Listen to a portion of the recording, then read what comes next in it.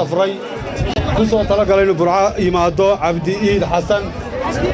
عبدي حسن أيام كسو دوينيا أو كلمة كوبر سال كلمة هل كوبر تواي هذا كلام صمر يا نهلا يبنيه السلام عليكم ورحمة الله وبركاته. بسم الله الرحمن الرحيم. الله أكبر الله أكبر الله أكبر. سوماليلاند ha guulaysato wadani ha guulaysto wadani ha guulaysto ha jiro ha joogo inta ka bacdi waxaan u gudbayaa waxaan halkan aad uga salaamayaa anigoon shucuurtayda qiyaasi karin macnihii sida aan isku bedelay markaan arkay dhalinyarta reer Burco sida ay u muujiyeen maanta inuu Cabdiraxmaan Cirre madaxweyne yahay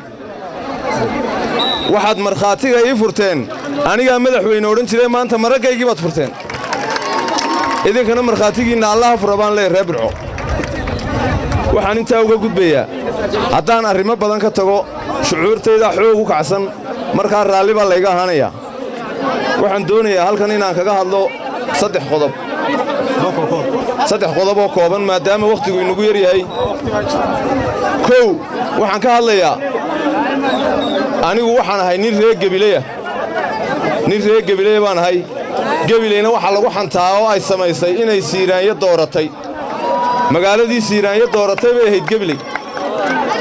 annagu inaanu Siiraanyo dooranno kuma aanan qaldanayn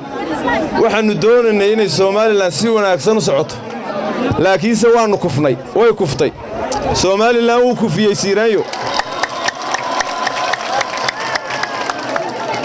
mar hadduu Siiraanyo Soomaaliland kufiyay waxaanu garanay qofku halkuu ku kufo inuu sii jiifun baa ceeba dabadeed inaanu ka kacnaanu garanay halkaanu ku kufnay haddaanu reer Gabileynahay maadaama uu Siiraanyo kufiyay inaanu boorka iska garaacno oo qof si fiican u socdaanu dooranno ayaanu garanay qofkiina Cabdiraxmaan Cirre noqday Cabdiraxmaan Maxamed Cabdilaahi taa markaan ka gudbo waxaan ka hadlayaa midda reer Gabiley ahaan reer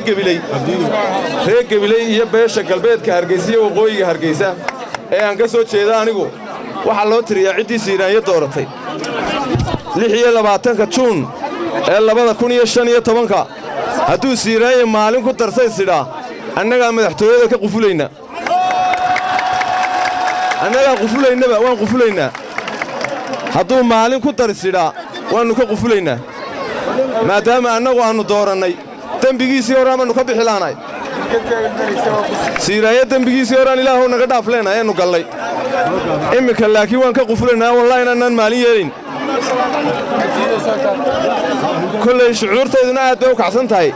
wax badan inaan ka hadlana waan doonayay soo gaabina waa leeyahay aad iyo aad baan idinku mahad celinayaa reer Burco Soomaaliland marka laga hadlayo madaxweynaha soo baxaya laba magaalo laga gartaa waa Gabiley iyo Burco Soomaha waa Gabiley iyo Burco madaxweynaha ay taageeraan saasuu madaxweyne ku yahay aad baan idin salaamayaa reer Burco aad baan idinku mahad celinayaa waana mahadsantihiin